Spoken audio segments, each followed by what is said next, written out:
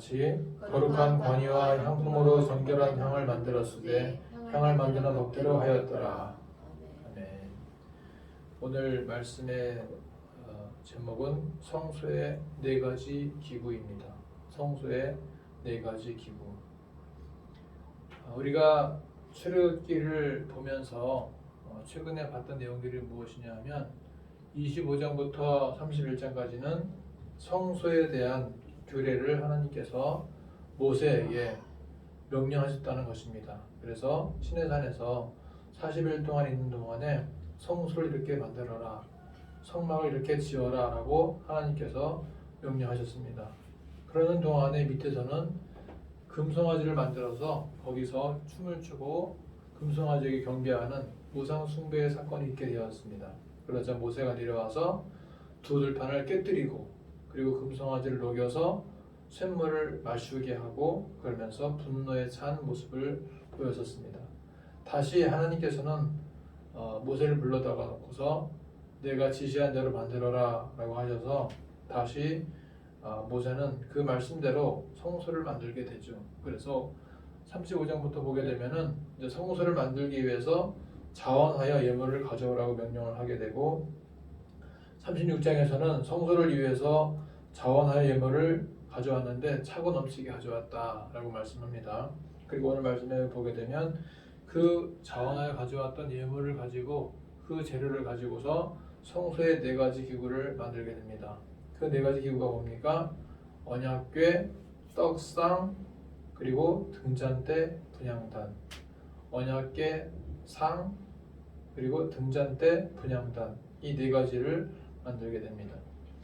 성막의 구조를 보게 되면은 이제 여기 PPT를 보게 되면 물론 자세하게 나올 수 있지만 안 나와서 그러는데, 자, 성막 하게 되면은 여러분 우리 교회의 크기를 생각하시면 돼요. 우리 교회 크기가 성막과 아주 비슷합니다. 폭이 우리는 5m거든요. 여기 5m. 폭이 5m인데 성막은 4m예요. 4m. 4m고 길이가 우리는 10m인데 성막은 13.5m입니다. 13.5m. 그러니까 우리 교회보다 예배당보다 폭이 좀 좁으면서 길이가 좀 더 길다 생각하시면 됩니다. 그런데 이 성막 안에는 지성소와 성소가 있어요. 지성소와 성소가 있는데 지성소는 여기서부터 여기 4.5m 정도 되는 기둥까지가 지성소예요. 지성소. 이 지성소 안에는 언약궤가 들어 있습니다. 그리고 성소는 거기서부터 이제 109호라고 하죠. 108호고, 109호, 109호부터 해서 쭉 홈런 그 옆에 3.5m를 더 가면 됩니다. 그래서 거기가 성소인데 지성소에는 언약궤가 들어 있고요. 성소에는 상과 그리고 진설병상과 등대와 분향단이 들어 있습니다. 그래서 우리가 이렇게 성막을 볼 수가 있는데 성막의 그 크기는 다 합쳐봐야 길이가 13.5m밖에 안 되고 폭도 4.05m밖에 안 됩니다. 그렇게 크지 않은 그 성막을 볼 수가 있습니다. 자, 먼저 오늘 보게 되면은 언약궤를 우리에게 보여주는데 언약궤. 언약궤가 무엇인가? 여러분 언약궤가 무엇입니까? 언약궤. 언약궤. 궤짝 알죠? 궤짝. 언약궤. 하나님 약속의 말씀 들어있는 언약이 들어있는 궤짝이에요. 언약궤가. 약속에 들어있는 궤짝. 근데 이 언약궤를 만들 때 뭘로 만들었냐면 순금으로 만들었어요. 순금. 금테두리. 예? 순금을 만들었는데 또 금으로 테두리를 하고 금고리를 또 만들고 금으로 순금으로 금으로 이런 말이 계속 등장합니다. 언약궤 만들 때에는. 그래서 금이라는 말이 6번 등장해요. 언약궤는 거의 99%가 금으로 만들어졌어요. 금으로 입혀지고 금으로 만들고 그렇게 해서 지성소 안에 거의 간직하고 있습니다. 그 지성소에는 언약궤가 들어있는데요. 그 지성소와 성소의 차이가 뭐라 그랬죠?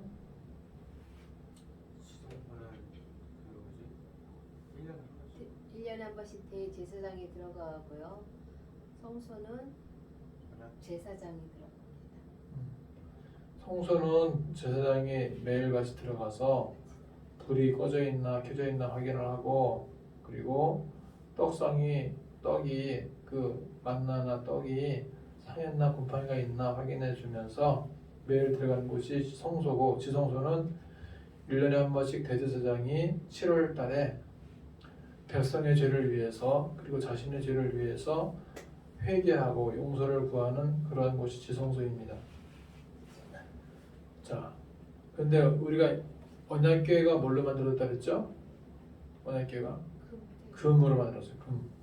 순금으로 만들었어요. 인간이 생각하는 가장 비싼 가치가 있는 그 어떠한 보물이 뭐가 있을까요? 사람들이 생각하는 가장 최고의 가치가 있다. 비싼 거 뭐가 있어요? 다이아? 금이죠, 금. 다이아. 은보다는 금메달, 그렇죠? 동메달보다는 은메달, 은메달보다는 금메달. 금이 최고로 1등이야, 1등. 그래서 언약궤가 금으로 만들어졌어요.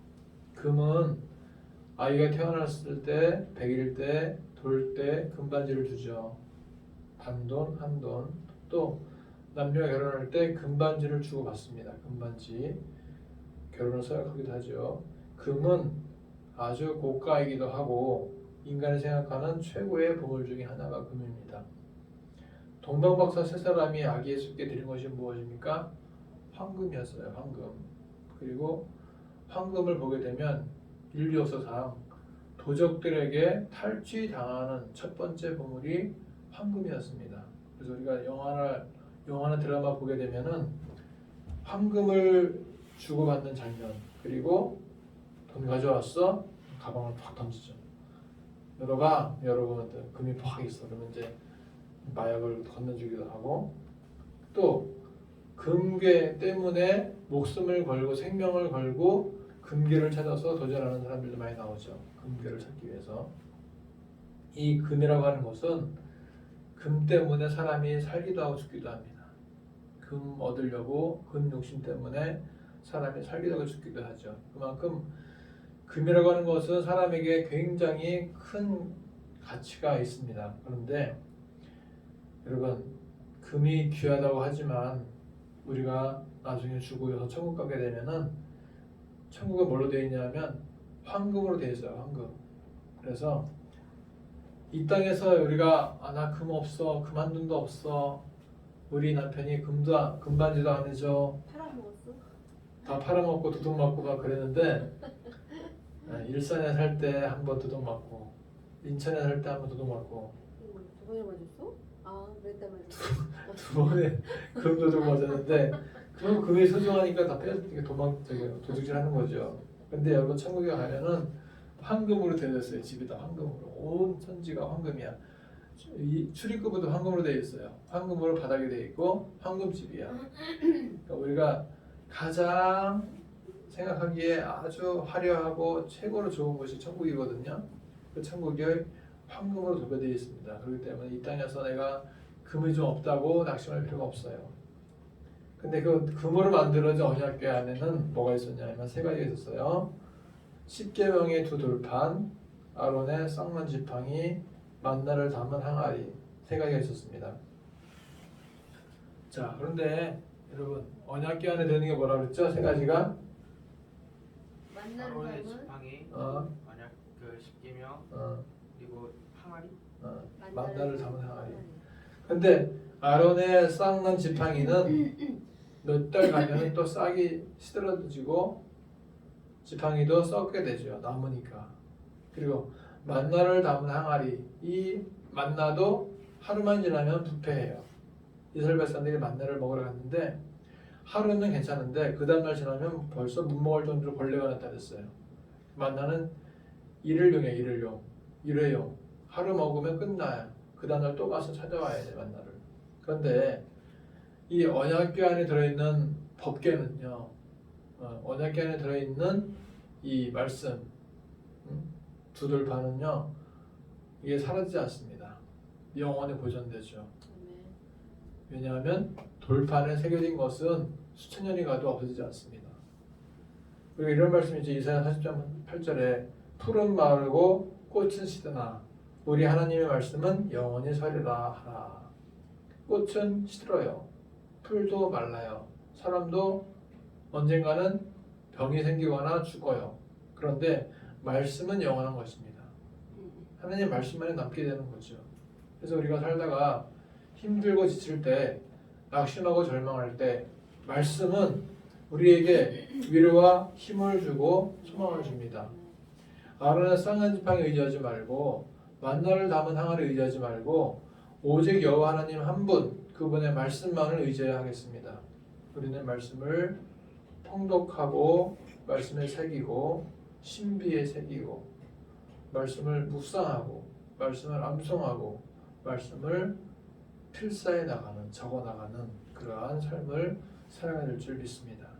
자, 오늘 두 번째 만든 것이 무엇입니까? 떡상이죠. 상. 떡상. 이 떡상은 12개의 떡이 놓여져 있거든요. 6개.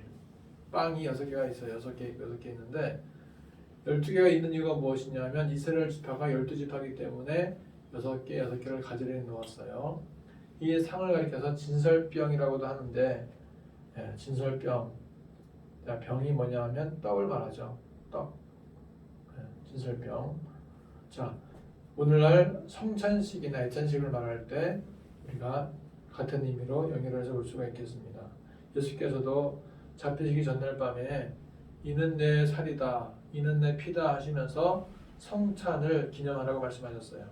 우리 교회가 주일날 오전 예배 후에 식탁에 나눔을 하죠. 그래서 어떤 날은 엽기 떡볶이를 먹고, 어느 날은 자금성에서 짜장을 먹고, 어떤 날은 치킨을 먹고, 어떤 날은 카레를 먹고 그러는데, 우리가 예배 후에 하는 이 애찬, 교제, 이것도 바로 식탁의 나눔이에요. 이것이 그 당시에는 떡상과 관련이 있다는 것입니다. 그래서 우리는 이러한 애찬을 나눌 필요가 있는 거죠. 예배만 드리는 것이 아니라 예배 후에는 친교와 애찬이 있어야 되는 거예요. 예배만 드리고 가세요 하면은 배고파서 어떻게 서운하고, 배고파요 목사님 밥 주세요 그럴 거 아니야. 바울이도 학원 가야 되는데 밥도 안 먹고 학원, 바울아 그냥 가라 그러면 서운하지. 네, 제가 서먹어. 그렇지. 그러니까 예배 후에 같이 친교를 나누는 거죠. 전통적으로 교회마다 점심 때는 국수를 많이 했대요. 왜냐하면 어려웠기 때문에 국수는 싸잖아. 싸니까 작은 재료를 가지고서도 많은 사람들에게 먹을 수 있는 게 국수거든요. 그래서 교회마다 점심 때는 국수를 많이 했답니다.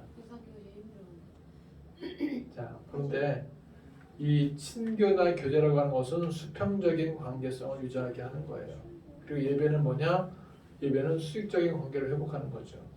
그래서 주일날은 예배를 통해서 말씀을 들으면서 수직적인 관계를 회복하면서 동시에 예배 후에는 빵을 나누면서 밥을 나누면서 애찬하면서 수평적인 관계를 같이 동시에 만들어가는 것입니다.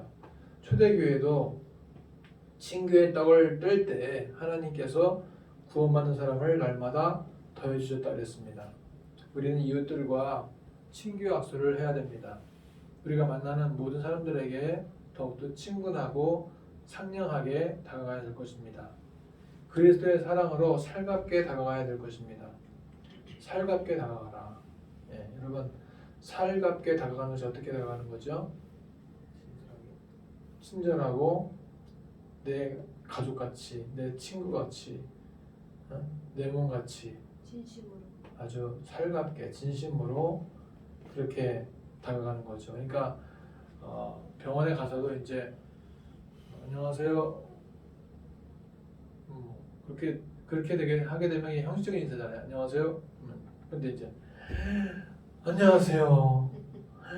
아이고 보고 싶었어요. 아이고 반가워요. 이렇게 하면 이제 굉장히 더 살가워질 수 있잖아요. 그게 이제 그 자연스럽게 하는 사람이 있고 억지로 하는 사람이 있어요. 근데 자연스럽게 보일 정도로 살갑게 할 수가 있습니다. 보다 더 친근하게 다가가는 것이 우리의 교제를 더욱더 풍성하게 할 수가 있다는 것입니다.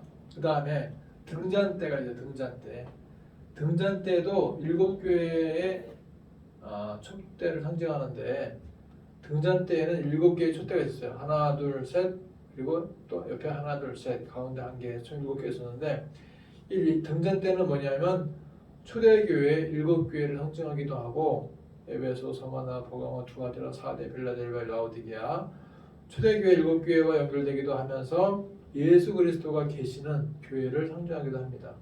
그래서 예수님은 우리가 이 등잔대를 통해서 세상의 빛이다라는 것을 우리에게 가르쳐주고 있는 것입니다. 우리는 세상의 빛이에요. 등잔대가 빛을 밝히는 것처럼 우리가 교회는 뭐냐? 세상의 빛을 비춰야 되는 거죠. 어둠에서 밝은 빛을 비춰야 되는 거예요.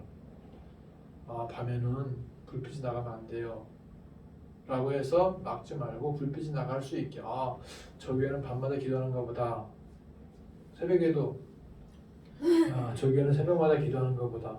불빛이 켜 있으면은 누군가 있다는 거 아니에요? 기도한다는 거 아닙니까? 그러니까 우리가 세상에 빛을 비춰야 되는 거죠.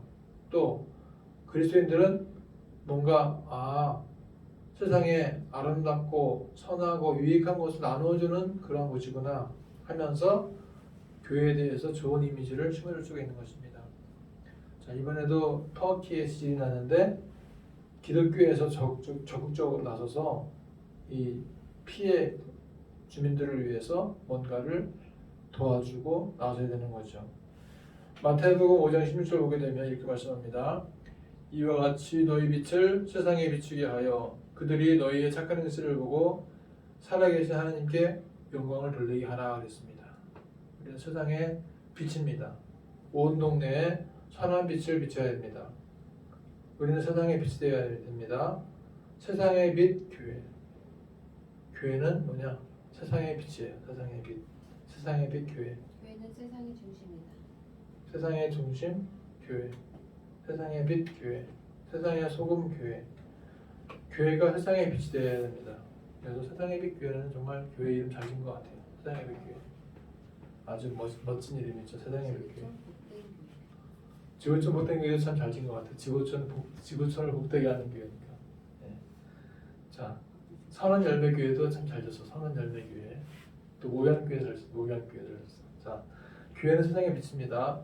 등을 켜서 우리는 자꾸 위에서 빛을 비춰야 되는 것입니다. 그래서 전통적인 교회는 시골에 가게 되면 교회가 항상 산 위에 있었어요. 산 위에. 언덕 위에 높은 곳에 있었어요. 그래서 마을 주민들이 봤을 때 와 십자가가 보인다 하면서 마음의 위안을 받고 십자가를 향해서 항상 바라보는 신앙을 갖게 되었던 것입니다. 자, 마지막 네 번째는 분향단이었는데 분향단이 무엇입니까? 향을 태우는 곳이에요. 향을 태워서 이제 냄새를 나게 하는 곳이 분향단입니다.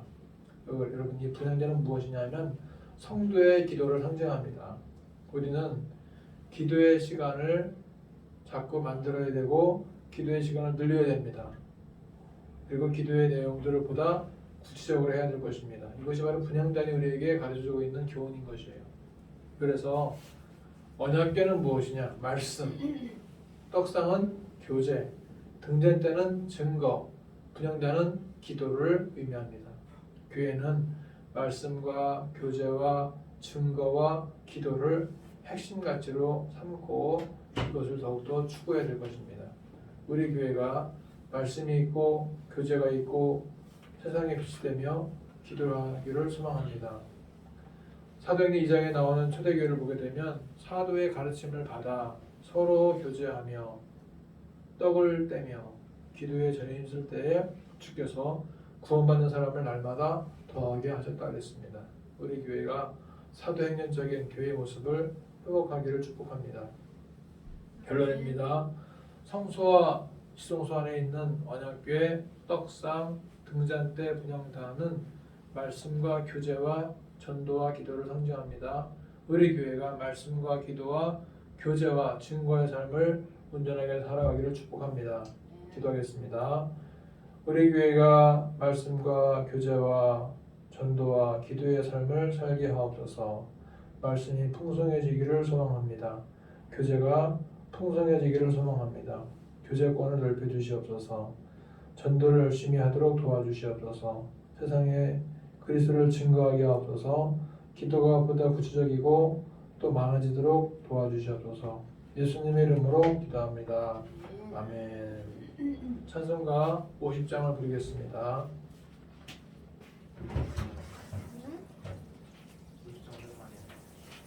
찬송가 50장입니다. 내게 있는 모든 것을 야. 내게 있는 모든 것을 아낌없이 드리네. 사랑하고 의지하며 주만 따라 살리라. 주께 드리네. 주께 드리네. 사랑하는 구주 앞에 모두 드리네. 내게 있는 모든 것을 겸손하게 드리네. 세상 욕심 멀리하니 나를 받아 주소서. 주께 드리네. 주께 드리네. 사랑하는 구주 앞에 모두 드리네. 내게 있는 모든 것을 주를 위해 드리네. 주의 성령 충만하게 내게 내려 주소서. 주께 드리네. 주께 드리네.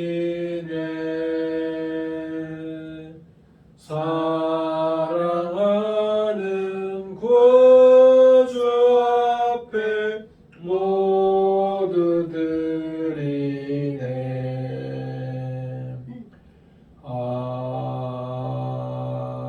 아멘. 하나님, 오늘도 예배하게 하심을 감사합니다. 우리 예배를 받아주신 줄 믿습니다. 이 시간도 주님 앞에 나올 때에 또 귀한 예물을 드린 모든 심령 가운데 함께 하시고 주중에 드려진 모든 심령들과 교회마다 은총을 더하여 주시옵소서. 예수님의 이름으로 기도합나이다. 아멘. 오늘 예배 참여 여러분들을 환영합니다. 축복합니다. 전도 기도 예배 통독 암송 힘써주시기 바라고, 참나원병원의 전도사역과 병원의 하나님의 통치를 위해서 기도하시기 바랍니다. 동업방 전도, 건방 전도를 하고 있습니다. 그리고 우리가 목회가 예배당 지어놓고 기다리는 목회보다는 찾아가는 목회가 되기를 바랍니다. 아멘. 찾아가는 목회. 네. 기다리는 목회는 안 와요. 이제 찾아가는 목회가 돼야 돼. 아멘. 병원 찾아가고 환자들 찾아가고 또 수감자, 교도소 찾아가고 그리고 또 아픈 사람들 찾아가고 목회자들 친구들 또 아들들 친구들 딸들 친구들 자꾸 학원도 찾아가고 찾아가야 돼. 그래서 찾아가는 것이 전도고 목회가 되는 거죠. 여러분, 우리는 정말 특이하지만 쓰임받는 교회가 될 수 있어요. 아멘. 쓰임 받고 있습니다. 그래서 절대로 우리 교회 이렇게 작지? 왜 우리 교회는 사람들이 안 오지? 그러지 말고 우리 교회가 교회예요. 우리가 하나님, 우리가 교회입니다. 아멘. 그래서 우리가 얼마든지 쓰임 받을 수가 있어요. 네. 찾아가면 되는 거예요. 찾아가는 목회. 네? 요즘에 많잖아요. 이동식 무슨 예? 이동식 주택. 이동식 주택도 있지만 이동식 교회도 많단 말이죠. 우리는 움직이는 교회가 되는 거죠. 이동식 교회. 네. 버스킹도 많이 하잖아. 밖에서 거리에서. 우리는 이동식 버스킹 목회를 할 수 있는 거죠. 이동식 버스킹 목회. 그러니까 가는 곳마다 우리는 교회로서 전도할 수 있고 사람들에게 복음을 전할 수 있는 거예요. 바울이 학원, 요셉이 학원, 또 샛별이 학원, 요한이 학원 야구하는 데 가서 찾아가서 전도하고 간식 주면서 기도하고 다 이제 그 목회예요. 다.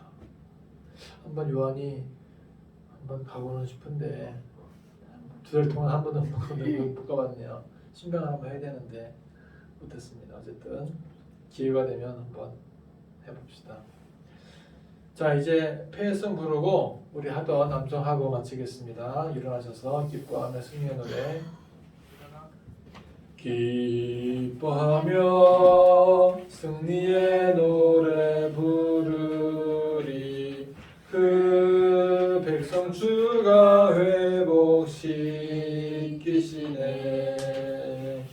그 사랑으로 억눌렸던 자모아 칭찬과 명성 얻게 하시네.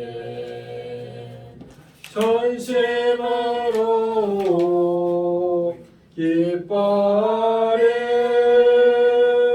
전능의 왕 함께 하시네. 기뻐 외치며 주께 두 손 들리 춤을 추며 함께 찬양해. 모든 원수를 멸하신 주님 전능의 왕 함께 하시네. 기뻐하며 다시 한번 기뻐하며 승리의 노래 부르리.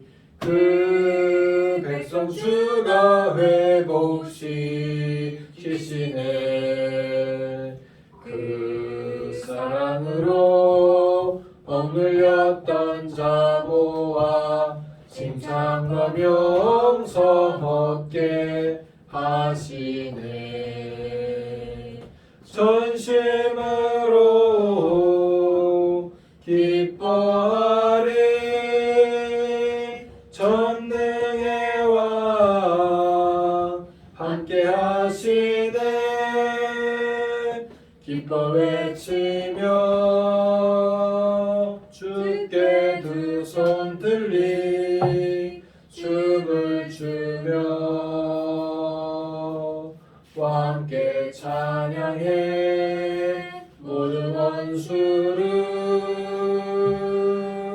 멸하신 주님 전능의 왕 함께 하시네.